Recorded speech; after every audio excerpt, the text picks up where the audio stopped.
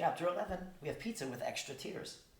Nope, I said, holding out the dog for Annabeth and Grover to see. Nope was so excited he peed on my shoes. Annabeth moved back out of the splash zone. She looked exhausted. She had a mop in her hand, rubble in her hair, and smears of strawberry ice cream all over her clothes.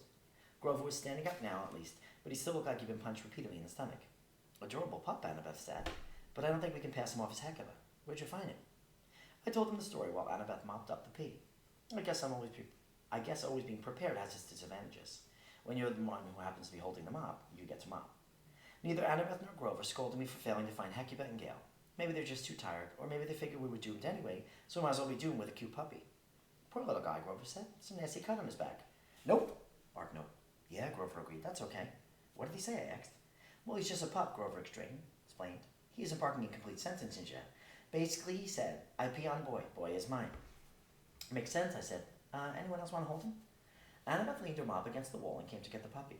He squirmed, pushing himself off my chest, apparently anxious to get to his new mama. I didn't blame him.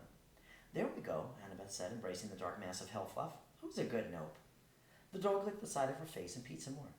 Okay, we're going to have to work on the bladder control, Annabeth said, but you're too sweet to get mad at. Nope, Nope concurred. Annabeth set the dog and off he went, exploring his new digs.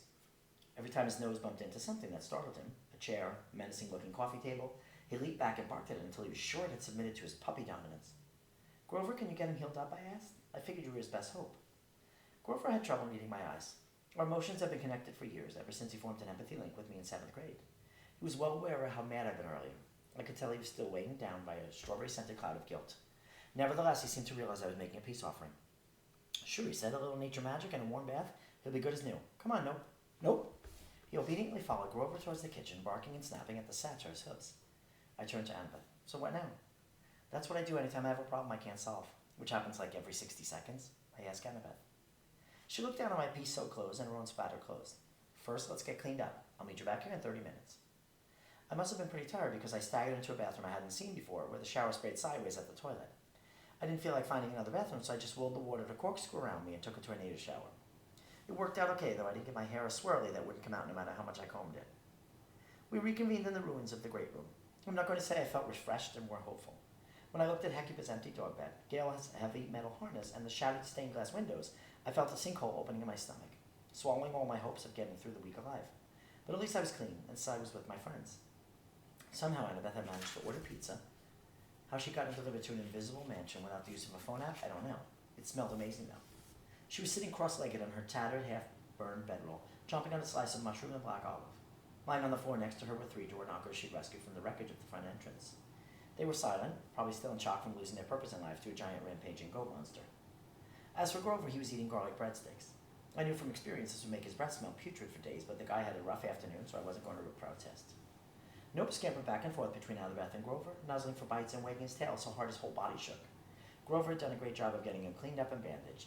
The puppy's fur had puffed out so much he looked like a black underworld dandelion. When Nope saw me, he barked happily, slamming down his front paws in a play bow. I didn't need to be a satyr to understand what he was saying. Boy, give me pizza, or I pee on boy again. I got a slice and picked off pieces of pepperoni for him while he stared at me with those big, sad, hellspawn eyes. So, I wasn't sure how to follow up that great opener. I wanted to offer an incredible plan for solving all our problems, except I didn't have one. I guess I can get back out there and search throughout the night. Annabeth shook her head. We can't just randomly canvass the city. Hecuba and Gale are magical creatures. They could be anywhere. They might decide to come home on their own, or, that was a pretty big war, or they could terrorize the 5 boroughs and bring death, destruction, and polecat gas upon the incontinent people of New York. The innocent people of New York. Or they could disappear into the underworld and refuse to ever be found. Or.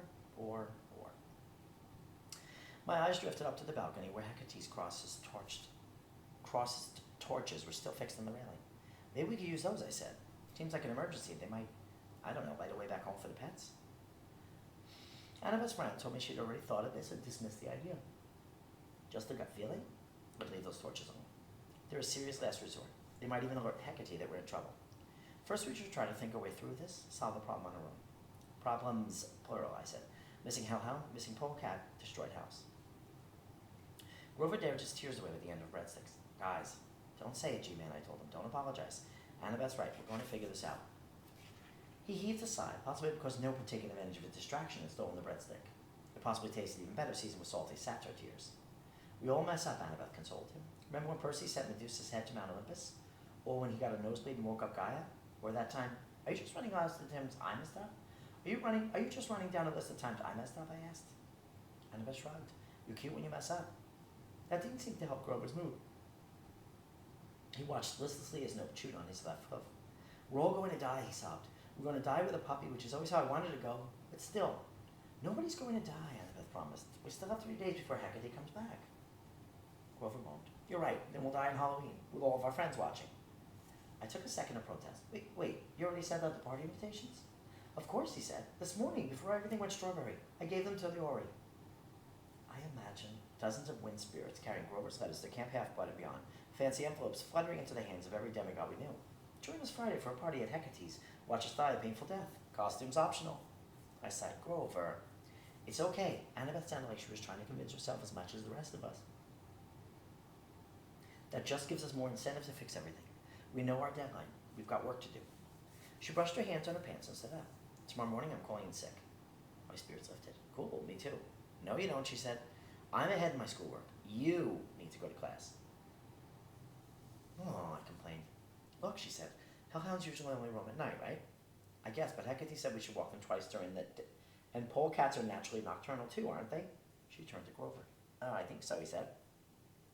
Then tomorrow, Annabeth concluded, we can assume the pets will be okay sleeping during the day. They won't be causing trouble. That means I'll have time to hit Hecate's library, learn everything I can about Hecuba and Gale. I know they were both human once. Hecuba was the queen of Troy. Gale, I think she was a witch. Anyway, hopefully I'll find some clues about where they went. Then in the evening, when Percy gets back from school, we can continue the search. Grover sniffled, and I'll spend the day cleaning. He gazed across the destroyed furniture and the shattered windows. Oh, that seems hopeless. One problem at a time, Annabeth said. We'll figure this out. I'm not sure I should believe that, but I think we both sensed that Grover's present state of mind was a sheet of thin ice. It wouldn't support much weight. Nope kept gnawing on Grover's hoof. Maybe it was his way of trying to help, or maybe it was just teething. Grover didn't seem to mind, but I was kind of worried my friend might wake up in the morning without a left foot. Okay, then I said, I'll go to school tomorrow, and night we'll hunt for the pets. Nope got tired of gnawing.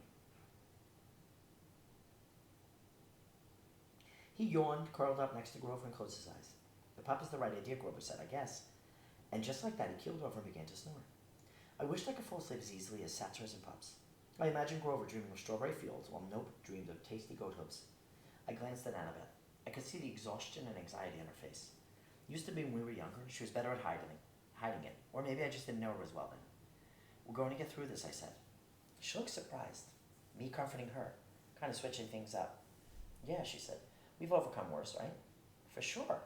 I didn't want to say that we were both probably thinking, eventually our luck has to run out. You can only flip a coin so many times before it comes up tails, you lose.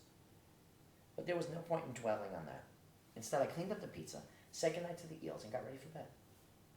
Wednesday, I would do the heroic thing and go to school. While I was there, maybe I could do more than just catch up on my work. Perhaps I could attempt something that had rarely been tried in a school environment. I could take a stab at learning useful information, something that might actually help us stay alive.